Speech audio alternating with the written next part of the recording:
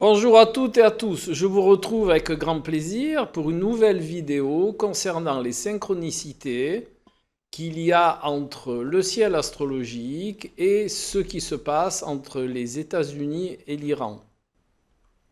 Quelques recommandations de base sont nécessaires, il s'agit d'une étude astrologique et non pas de politique ou de quelque avis personnel que je vous propose.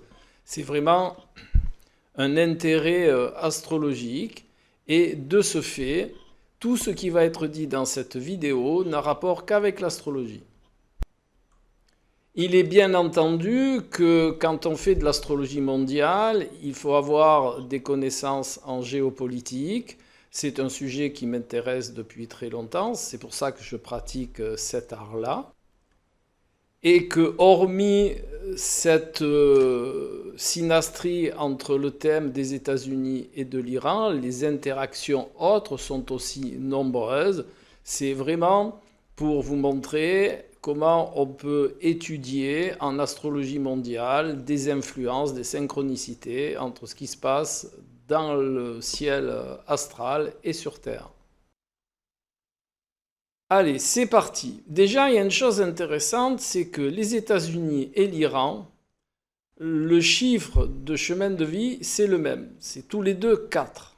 Donc, pour les deux pays, il est question d'arriver à structurer, il est question d'arriver à définir ses limites par rapport à l'extérieur. C'est bien ce que font ces deux pays. Je vous partage cela qui n'a rien à voir avec de l'astrologie, mais j'ai trouvé ça pertinent. C'est pour cette raison que je vous en fais part. Allez, revenons à des perceptions plus astrologiques.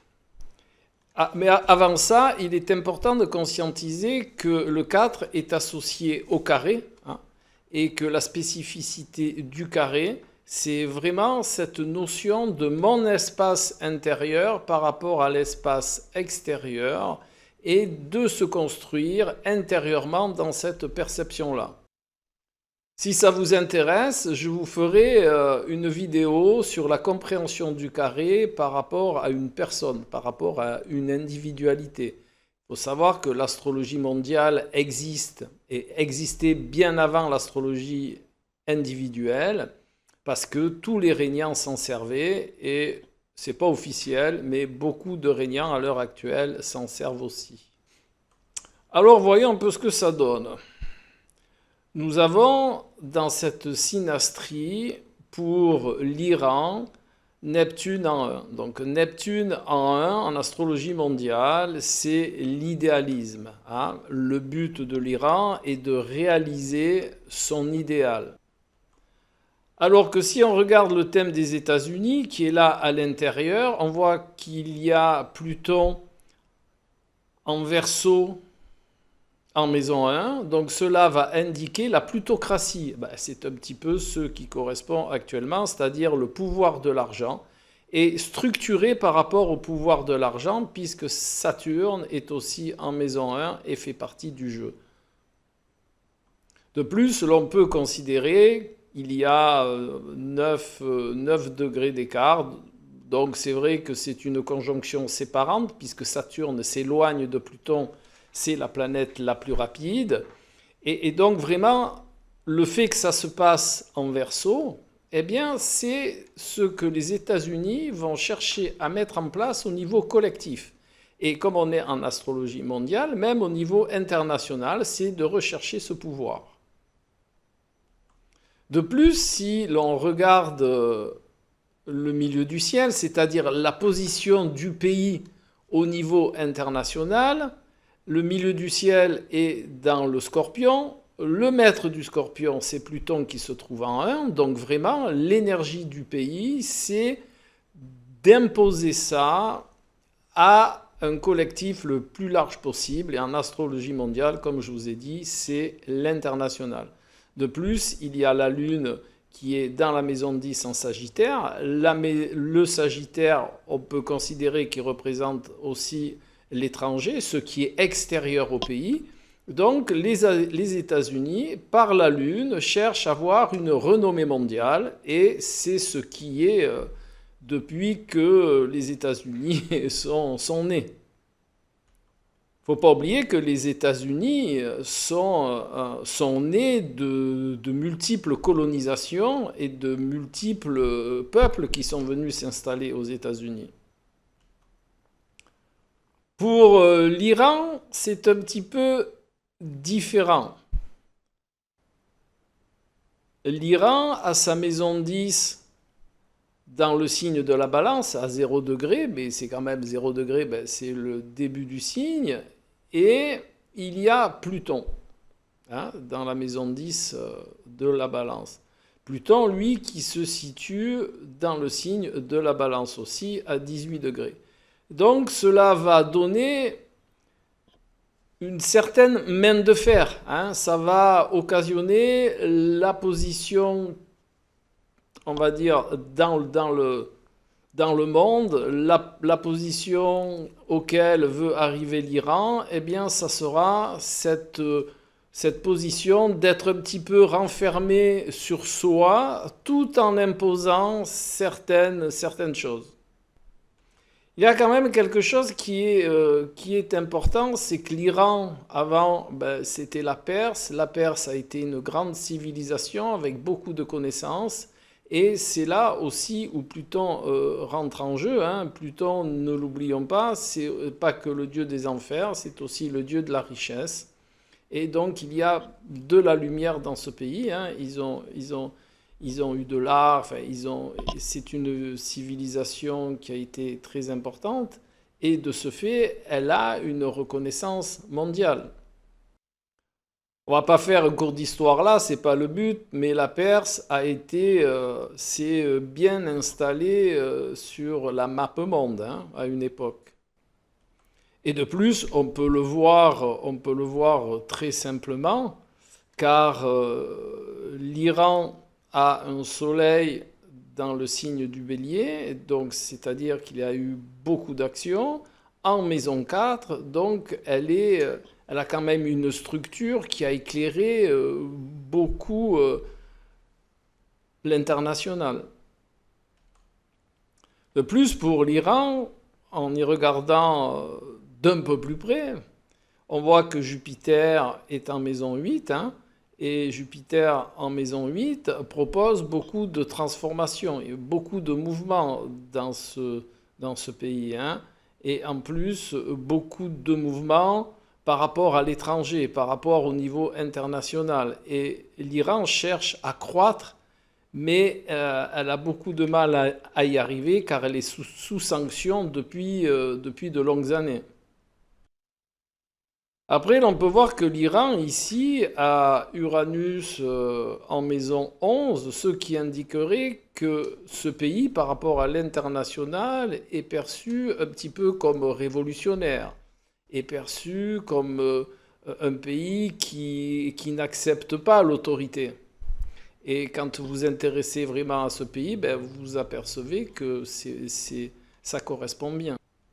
Et ça correspond d'autant plus que le pays a une conjonction Mars, ici regardez, Mars-Mercure en maison 3, qui représente la forme de communication du pays. Donc on voit qu'il y a une communication qui est quand même assez directe, assez franche, assez dure. Alors que la communication des États-Unis, regardez, il y a une conjonction Mercure-Vénus, Mercure-Vénus-Soleil ici, pour Vénus-Soleil. Alors il faut savoir qu'en astrologie mondiale, on n'interprète pas de la même manière qu'en astrologie individuelle. Donc pour les États-Unis, c'est une communication qui est plus calculée, qui est plus réfléchie, qui est plus méthodique, qui est plus organisée. Tout à l'heure, je vous parlais d'Uranus pour l'Iran. Si on regarde Uranus pour le thème des États-Unis, Uranus est à 29 degrés du Cancer. Donc il y a une compréhension technologique dans les États-Unis. C'est un pays qui cherche un petit peu toujours l'innovation. C'est un pays qui cherche la nouvelle technique. C'est pas étonnant que Elon Musk soit dans ce pays-là, et bien d'autres, bien entendu. Il y a quelque chose aussi de très intéressant pour les États-Unis. Regardez, il y a une triple conjonction, Mars, nœud sud, l'axe des nœuds, hein, nœud sud, et Jupiter en maison 5, d'accord? Ce qui indiquerait que les États-Unis sont le pays de la liberté, hein, Mars, Jupiter, ils sont arrivés avec cette idéologie-là, Mars est en Cancer, donc on cherche vraiment à mettre cette ambiance dans ce pays-là. Jupiter est dans le signe des Gémeaux, donc on cherche la croissance, hein. On cherche vraiment à croître par la connaissance, à croître par l'énergie de la connaissance. Et c'est bien ce que représentent ces trois facteurs, hein. Les États-Unis sont nés un petit peu comme ça, hein. On va faire des choses nouvelles, hein. Le continent américain a vu beaucoup de pionniers, de gens qui sont venus chercher l'Eldorado, et c'est un petit peu, et des gens qui cherchaient aussi à croître, hein, donc Jupiter, hein. Donc ça, à mon sens, ça correspond bien. Et bien entendu, ça se passe en maison 5, donc la maison 5 est la maison de la création, même pour un pays, hein, c'est des gens qui sont venus créer dans cette contrée-là. D'ailleurs, si vous regardez un petit peu l'histoire, c'est exactement ce qui s'est passé. Alors que plutôt pour l'Iran, je reviens à Mars-Mercure dans le signe du Bélier, et Mars étant dans le signe des Poissons, ça a été plutôt des négociateurs, ça a été plutôt comment on va dire, des gens qui ont cherché le commerce, et la Perse a beaucoup commercé. Donc on est bien dans cette énergie Mars-Mercure d'échange, mais aussi de conflits, d'échanges commerciaux, d'actes de conflit en rapport à des actes commerciaux. Et là aussi, c'est une belle synchronicité. On retrouve pour l'Iran Vénus qui se superpose au signe des Poissons. Alors là, bien entendu, je vais rentrer un tout petit peu dans la géopolitique, mais pas vraiment parce que c'est très complexe. Mais l'Iran a ce besoin de commercer, hein, d'accord? Vénus Poisson a ce besoin de commercer parce que pour eux c'est une idéologie, c'est un bien fondé. Mais ils ont ça en eux, c'est quelque chose qui les habite vraiment, d'être vraiment dans cette énergie-là. Il faut savoir que l'Iran a quand même beaucoup de ressources, hein. Il y a du pétrole et beaucoup de choses. Et vraiment, ils sont en quête de cet échange de commerce, hein. On oublie souvent, mais le signe des Poissons est aussi en astrologie mondiale associé au commerce. Mais ils sont, je vous l'ai dit tout à l'heure, ils sont sous sanction depuis un grand nombre d'années, donc ça leur rend la vie difficile. Mais ils ont cette énergie-là, et je pense qu'un jour, ça va se débrider et qu'ils vont pouvoir exploiter pleinement leurs ressources et leur art de la négoce. Si on interprète basiquement pour les États-Unis, avec ce Pluton-Saturne dans le signe du Verseau et en maison 1, on pourrait dire tout simplement que les États-Unis cherchent à structurer l'international. Et je pense que c'est ce qu'ils ont fait pendant un temps. Donc maintenant, c'est un peu différent parce que la suprématie du dollar a été un peu mise à mal. Mais jusqu'à présent, c'était et c'est toujours d'une certaine manière. Bon, il y aurait encore beaucoup à dire sur chaque pays, mais maintenant qu'on a posé un petit peu les bases, qu'on a fait un petit peu le tour des énergies de chaque pays par rapport aux positions planétaires et donc à cette belle synchronicité qui se passe entre ce qui est en haut et ce qui est en bas. Vous connaissez l'adage, je ne vais pas vous le dire. Maintenant, on va un petit peu voir la relation qu'il y a entre les deux pays. Alors, astrologiquement, ce qu'on peut remarquer déjà dans un premier temps, c'est... Alors, il y a beaucoup de choses à remarquer, mais on va les faire, hein. Mais voilà, il faut bien commencer par quelque chose, donc je vais commencer par là, par cette conjonction presque exacte entre Pluton de l'Iran et Neptune des États-Unis. Donc on voit très bien là que idéologiquement c'est très compliqué. Vous regardez aussi que la maison 10 de l'Iran se superpose à quelque chose près au soleil des États-Unis. Ça veut dire que l'Iran, pour s'exprimer au niveau position sociale, c'est-à-dire pour prendre sa place au niveau international, eh bien, elle est sous la dépendance de la brillance, de la lumière des États-Unis. Et encore une fois, c'est bien ce qui se passe. Actuellement, là, je parle. Hein. Là, c'est quand même un gros point de friction. Hein. Pluton-Neptune, l'idéologie ne correspond pas. D'un côté, eh bien, pour moduler ça, on s'intériorise, voilà, on est dans des pratiques qui ne sont pas très diplomatiques et il n'y a pas une grande ouverture sur l'extérieur, cause à la pression solaire américaine. Mais il y a quelque chose qu'il faut aussi savoir, c'est que Vénus est pour l'Iran, là je parle, en maison 3. Et ça correspond bien parce qu'avant de bombarder les Américains, l'Iran a averti. Ils ont averti par un pays intermédiaire. Donc là, on va rentrer dans la géopolitique, mais ce n'est pas le but. Mais c'est juste pour expliciter Vénus. Hein. Avant de tirer, ils ont averti de manière à ce que les Américains puissent évacuer. Et ça... Voilà, on vit Pluton ici en 10, hein, on se défend, mais en même temps, on module. Voilà. Il y a aussi un autre principe qui est intéressant, c'est la conjonction, alors là, elle est exacte, hein, 29 degrés pour Jupiter de l'Iran en maison 8, et Uranus en maison 6, 29 degrés aussi. Bon, là, c'est une conjonction qui indique que il y a une différence entre la philosophie de l'Iran et le côté un petit peu avant-gardiste, le côté uranien qui est ce côté qui est un petit peu rebelle à toute chose que l'on cherche à imposer. Moi, je vais essayer d'être plus clair. Uranus ne supporte pas les contraintes et perçoit le besoin de croissance. Jupiter hein, est l'astre qui cherche toujours à croître, à grandir.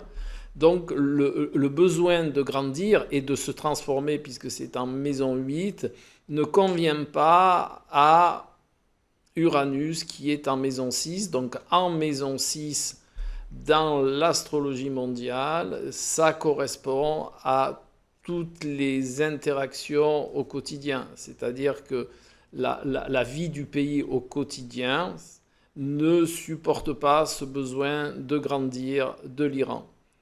L'Iran, et comme je vous l'ai dit tout à l'heure, alors n'y voyez là encore, je vous le redis, il n'y a pas de politique, il n'y a rien, c'est vraiment une interprétation, une étude, hein, c'est une étude que je vous propose, astrologique.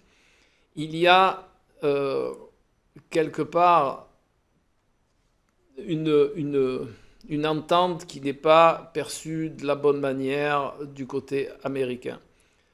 Le côté américain, comme je disais, ne supporte pas les contraintes, ne supporte pas tout ce qui n'est pas bon pour eux, on va dire, hein, pour son pays, pour sa communauté, puisque Uranus se situe dans le signe du Cancer, hein, on pourrait même dire pour l'ambiance du pays, et pour le peuple américain, hein, puisque la Lune représente le peuple hein, en astrologie mondiale, et donc là Uranus est en Cancer, le maître du Cancer, eh bien c'est la Lune.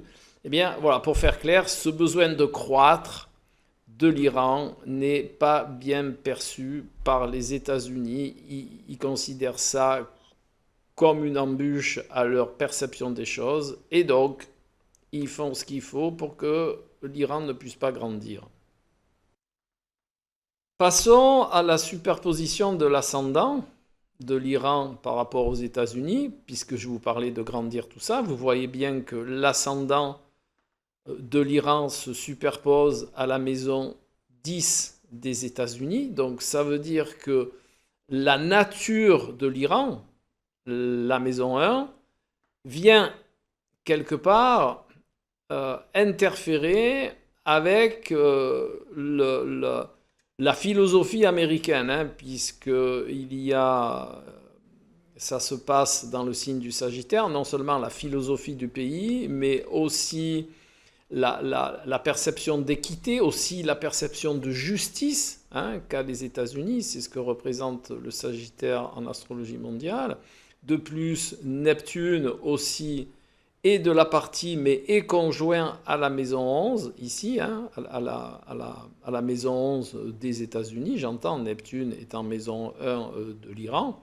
Eh bien, l'idéologie ne correspond pas, puisque juste là, à côté, il y a la lune noire des États-Unis. Hein. Donc, cette conjonction Neptune-lune noire crée des peurs, crée des troubles, crée on voit pas, on manque de discernement. Voilà. Et je pense que c'est un petit peu dommage. De plus, la lune des États-Unis qui est en maison 10 en Sagittaire, qui représente aussi une forme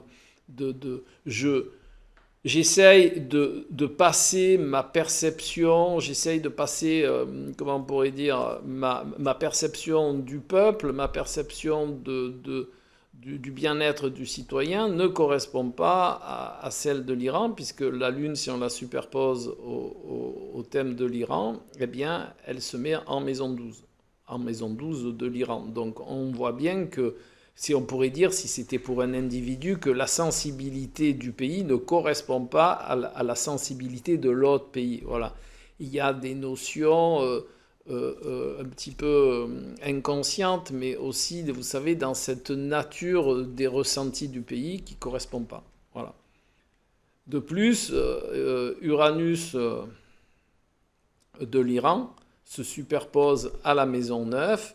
Donc, par rapport à ce que je vous ai dit, que les États-Unis cherchent à poser une structure sur l'international, eh bien, l'Iran, comme elle a Uranus en maison 11, hein, qui est, elle représente sa notion de l'international, eh bien, Uranus est un petit peu la rebelle. Hein. C'est comme pour les États-Unis dont je vous parlais tout à l'heure. Uranus, eh bien, il a le même symbolisme, mais il n'est pas dans la même maison, il n'est pas en rapport avec les mêmes facteurs, enfin tout ça. Donc il y a là aussi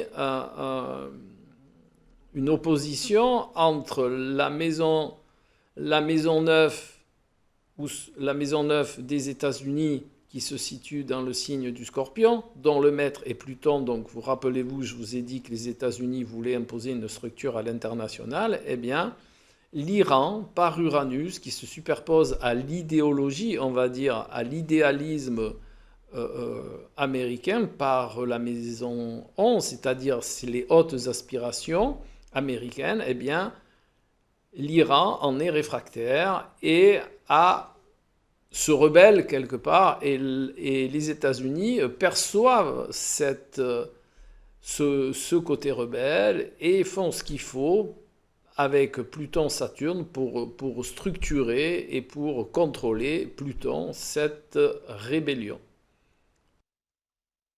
Quand je parle de rébellion, c'est surtout de ne pas accepter l'idée de l'autre, hein, c'est-à-dire de ne pas accepter l'idée qu'elle soit sociétale, commerciale, politique au sens large, économique, je l'ai dit. Voilà, c'est cette perception-là.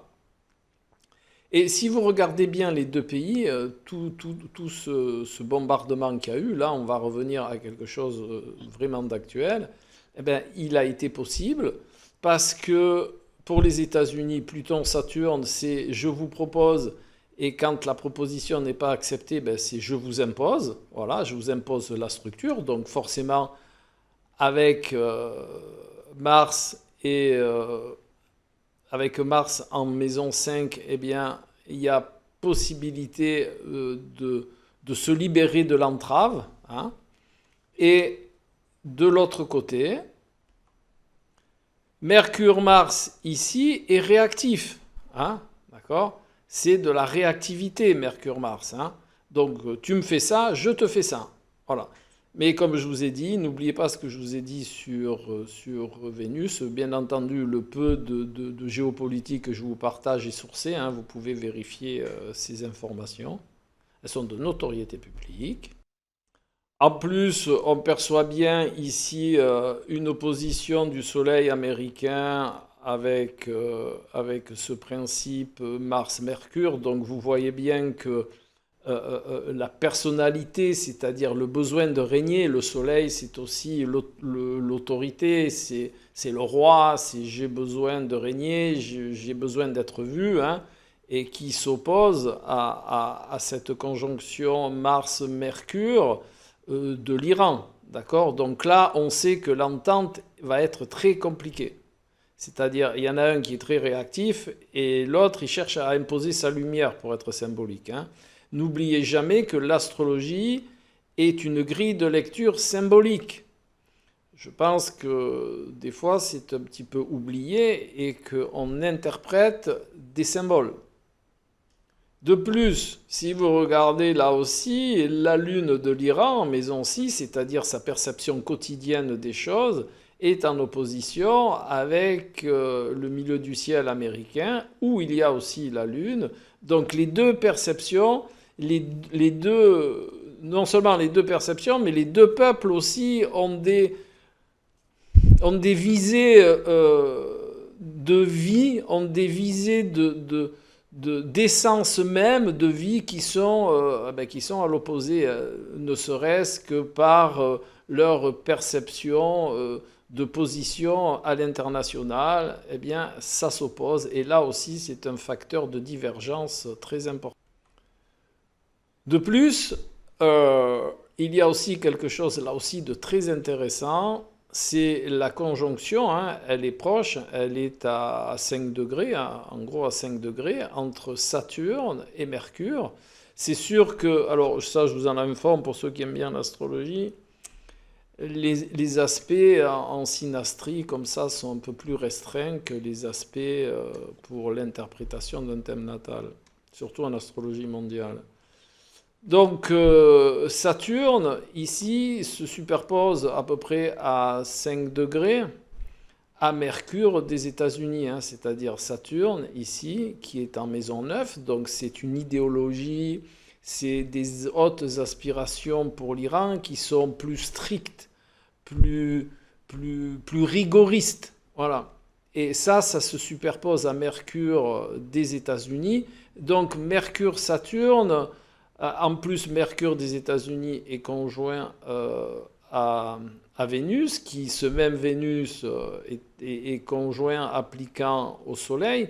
Donc, cette rigueur d'un côté et ce côté un petit peu j'ai besoin de briller, je communique et je communique sous une forme de bienveillance, eh bien ça ne cadre pas non plus. Hein. Ils ne parlent pas sur la même longueur d'onde. Voilà. On va dire que l'Iran est beaucoup plus pragmatique et beaucoup plus, comme je vous l'ai dit, pleine de rigueur. Et là, de l'autre côté des États-Unis, ça se passe en vierge, hein, on est beaucoup plus dans la communication organisée, analytique, hein, méthodique. On veut arriver par l'intermédiaire de Vénus, à exprimer cette lumière. Donc ça, c'est pas non plus deux principes qui sont de même nature, pour faire simple. Maintenant, on pourrait parler aussi, alors là, je vous dis honnêtement, il y a beaucoup moins de recul sur Chiron en astrologie mondiale. Hein. Voilà, on a du beau recul sur Saturne, tout ça, mais sur Chiron en astrologie mondiale, il faudrait encore faire beaucoup de recherches. Et d'ailleurs, à ce sujet-là, l'AFDAF a ouvert un annuaire pour les astrologues qui font des recherches. Donc, si vous avez envie de parler de recherche astrologique, allez voir cet annuaire de l'AFDAF et vous avez plusieurs personnes dont moi, qui sont référencés en ce qui concerne des axes de recherche astrologique. Je vous disais donc que Chiron en astrologie mondiale, ça manque un peu de données à mon sens, mais le Chiron des États-Unis qui est dans le signe des Gémeaux se superpose à 1 degré près à la maison 7 de l'Iran. Donc là aussi, le rapport à l'autre entre les États-Unis et l'Iran, eh ben, il y a... Moi je pense que... Alors ça c'est moi qui pense, mais c'est réel, hein. Il y a... L'Iran est sous sanction, je vous dis, je crois que c'est depuis 20 ans. Et donc ça a créé une incompréhension, ça a créé une blessure pour l'Iran. Et il va falloir, si on veut rentrer dans des perceptions de calme, de discussion, de peut-être même d'échange, d'économie, eh bien il va falloir régler ça, hein. Ça serait un des modes de règlement. Alors, par rapport, je vous dis bien, par rapport à cette perception astrologique, c'est un petit peu de guérir la blessure de manière à repartir sur quelque chose de sain. Voilà. Il y a aussi quelque chose d'intéressant. Enfin, tout est intéressant, mais là, c'est que l'on peut concevoir aussi. Le soleil de l'Iran, qui est un soleil bélier, donc c'est un pays qui est réactif, c'est un pays qui bouge, c'est un pays qui est dans l'action, c'est même un pays qui a pu être souvent dans la guerre, et se superpose à la maison 2 des États-Unis. Donc ça veut dire quoi? La maison 2, on va dire que c'est la maison des acquisitions. Eh bien, là aussi, c'est un point de tension, hein, entre, je pense, les ressources que détiennent l'Iran et les besoins, hein, et les besoins d'acquérir des États-Unis. Ça, c'est très intéressant, cette superposition. Elle est belle, hein, elle explique beaucoup de choses, hein. Elle explique aussi que le besoin de se révéler de l'Iran passe par l'intérêt économique des États-Unis. Voilà. Donc ça, c'est très intéressant et c'est quelque chose que, alors, tout modestement, hein, que ces deux protagonistes devraient discuter pour arriver à régler les choses si telle est leur intention. Voilà. Donc, je vous ai donné là, dans cette étude astrologique, une idée de comment on peut,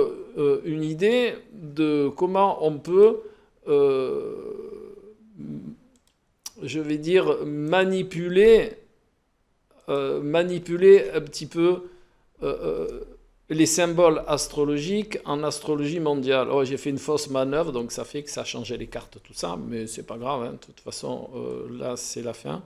Enfin, c'est presque la fin. Restez jusqu'au bout. Voilà, donc il y a cette notion qui est intéressante en astrologie d'étude.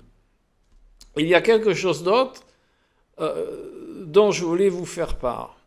Il y a une perception de projective en astrologie, hein. L'astrologie ne se veut pas divinatoire en réalité, hein. Ce sont on part d'un facteur, on voit comment il est articulé dans l'ensemble de la carte, et en partant de ce départ, eh bien, on peut faire des projections de même manière que la météo, hein. La météo, ils font des projections par rapport à des courants et tout ça. En économie, on fait des projections par rapport à des bases qu'on va projeter. Eh bien, en astrologie, c'est un petit peu cette manière-là qu'il est intéressant de percevoir cet outil. Voilà. Et tous ces phénomènes de recherche, toutes ces études, qu'elles soient en astrologie mondiale ou qu'elles soient au niveau individuel, eh bien, c'est très intéressant pour faire avancer l'outil astrologique dans sa noble utilisation. Voilà, je voulais vous partager ça. Je voulais vous partager aussi que si vous désirez une étude, si vous désirez en savoir plus sur vous-même, ou si vous avez... Voilà, c'est ça dont je voulais vous parler. En astrologie, il y a une technique qui s'appelle l'astrologie horaire. L'astrologie horaire, c'est à partir d'une question, on va monter un thème.